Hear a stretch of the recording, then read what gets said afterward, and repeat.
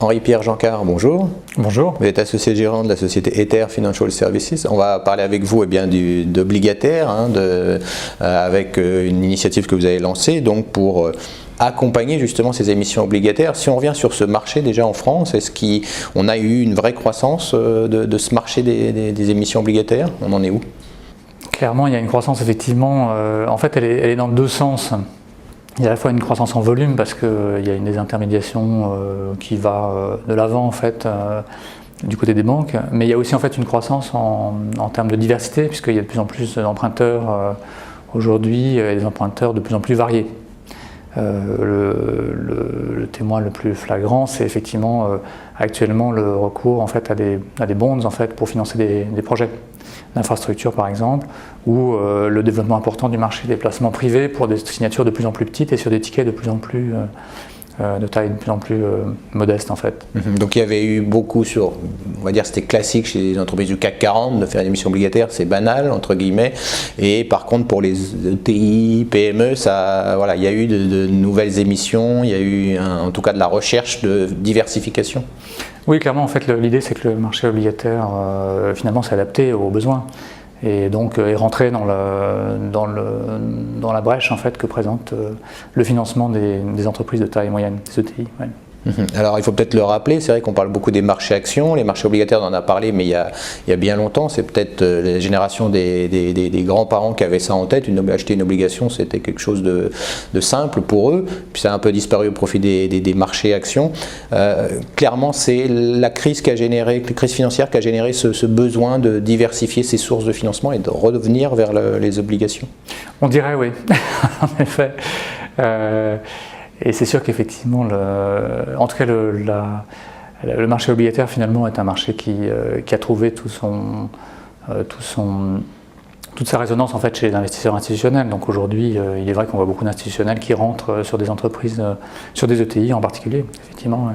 Alors vous, ce que vous apportez, l'idée de ce que vous apportez, c'est d'avoir plus d'informations, de donner plus d'éléments, puisque on a effectivement sur ces émissions un certain nombre d'éléments techniques, un certain nombre d'éléments sur l'émetteur. Qu'est-ce que vous allez apporter justement dans ce marché? En fait, dans ce marché, il y a un rôle d'un point de passage en fait, post-émission en l'occurrence, qui concerne la vie de l'obligation, sa vie juridique. Et en l'occurrence, il est nécessaire parfois de réunir les porteurs pour leur permettre de prendre des décisions qui affectent leurs droits et leurs obligations.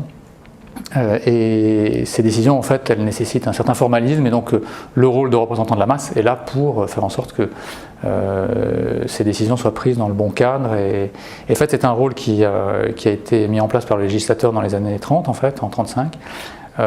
Pour simplifier en fait la gestion en fait des obligations. Et depuis, finalement, ce rôle s'est très bien installé dans le paysage et ça fonctionne parfaitement bien. L'idée, c'est aussi qu'il y ait quelqu'un d'indépendant par rapport à l'émission elle-même, qu'on retrouve sur effectivement quelqu'un qui n'ait pas de conflit d'intérêt dans ce domaine-là. Oui, tout à fait. En l'occurrence, c'est sûr qu'un acteur indépendant peut permettre de préserver les intérêts des investisseurs de la meilleure manière possible. Ce rôle en fait était un rôle qui était un peu secondaire, on va dire, dans les années passées, et puis finalement il s'avère qu'il a toute sa valeur effectivement à un moment précis et dans des circonstances précises. Voilà. Il y a aussi, on le voit, des opérations peut-être un peu plus complexes sur le plan technique, donc il y a aussi peut-être besoin d'avoir un peu plus d'informations que ce qui est, on va dire, factuellement donné. Bien sûr, il y a des opérations effectivement, et je pense notamment au placement privé sur des signatures peut-être un peu moins classiques, où il y a besoin à la fois de gérer des sécurités, également des covenants, et surtout un échange d'informations important en fait, entre l'émetteur et ses investisseurs. Et dans ce cas précis, il est important d'avoir effectivement un point de passage qui fonctionne bien, qui soit très fluide. Alors on a eu effectivement de ce côté-ci du private equity, on a eu une période, certains diront un peu folle, où on oubliait les covenants, ces fameuses clauses. Est-ce qu'on est revenu là-dessus? Est-ce que la situation des marchés amène à plus de sécurité ou de... Bien, dans le cas précis de l'EuroPP, effectivement, les covenants sont bien là encore, tout à fait. Alors, tout dépend évidemment du risque et du profil de l'émetteur, mais dans les émissions qu'on a vues récemment, il y a effectivement des covenants.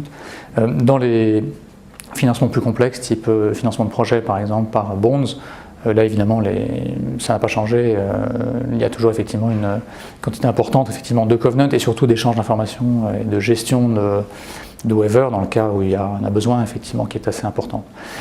Notre rôle en tant que représentant de la masse ne se substitue pas à celui d'un agent bien sûr, par contre il est là précisément pour encadrer le formalisme juridique des décisions qui doivent être prises dans la vie du crédit. Aujourd'hui, sur ce marché-là, on reste avec des taux de défaut qui sont, je dirais, pour les investisseurs acceptables?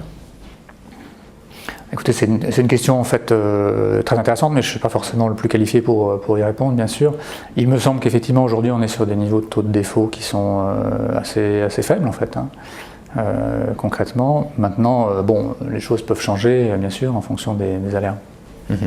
Pour vous, donc, il y a vraiment cette idée d'accompagner les émetteurs et aussi les entreprises qui font ce type d'opération. En fait, le service que l'on rend est un service un peu dual d'une certaine manière parce que nous sommes mandatés par l'émetteur pour représenter les investisseurs. Donc c'est une construction effectivement dans laquelle finalement on est vraiment entre les deux. Pour autant, le rôle est très clair. On est là pour représenter les investisseurs et agir dans leur intérêt commun. Mais effectivement, comme on est le point de passage entre les émetteurs et les investisseurs, quelque part, nous sommes là pour rendre service. Donc rendre service bien sûr aux émetteurs et aux investisseurs. Dans votre idée, le marché devrait se développer s'il a, enfin peut-être plus rapidement encore, s'il a ce type d'éléments d'information, plus d'informations. Il me semble qu'en fait il se développera peut-être plus vite, moins vite. Finalement, je pense que c'est un peu indépendant de notre modeste fonction. Pour autant, si nous on fait notre travail de manière rigoureuse et efficace, ça ne peut qu'aider bien sûr la relation émetteur-investisseur et donc à créer la confiance, qui est l'élément essentiel bien sûr dans le financement. Eh bien, on suivra ça. Merci Henri-Pierre Jeancart d'avoir été avec nous. Merci beaucoup.